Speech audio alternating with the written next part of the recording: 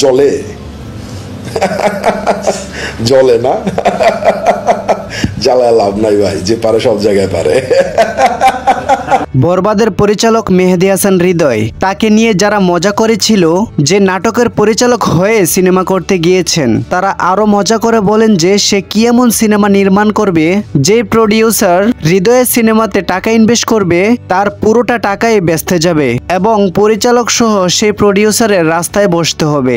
আরো বলেন যে টুংটাং নাটকের পরিচালক হয়ে সে কিনা চলে গিয়েছে সিনেমা করতে এবং সেই হৃদয়ের পরিচালিত সিনেমার নাম হচ্ছে বরবাদ। আর এই বরবাদ সিনেমাটি সারা দেশে কি পরিমাণ সাড়া পাচ্ছে সেটা আপনারা খুব ভালো করেই জানেন।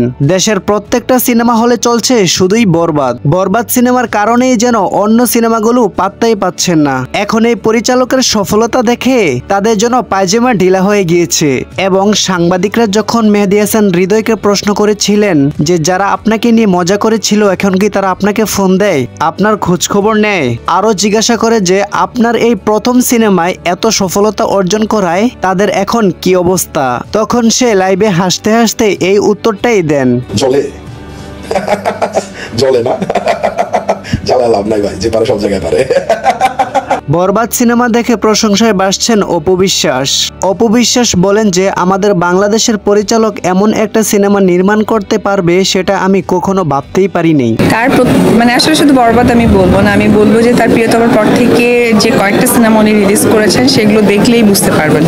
পরিচালক মেহেদী হাসান হৃদয় আরো বলেন যে আমার পিছনে সময় নষ্ট না করে আপনারা আপনার কাজে মনোযোগ দেন, তাহলে আপনারাও অনেক ভালো সফলতা অর্জন করতে পারবেন। শুধু শুধু আমার পিছনে ষড়যন্ত্র করে আপনাদের মূল্যবান সময়গুলো নষ্ট করে কোনোই লাভ নেই এবং কি যে পারে সে সব জায়গায় পারে।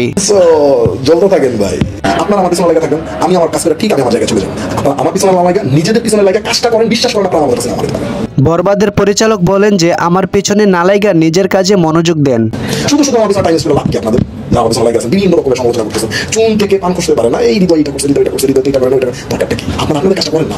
বন্ধুরা, আপনারা যারা হলে গিয়ে সরাসরি এই বরবাদ মুভিটি দেখেছেন তারাই এই ভিডিওটিতে একটা লাইক দিয়ে চ্যানেলটি সাবস্ক্রাইব করে দিবেন।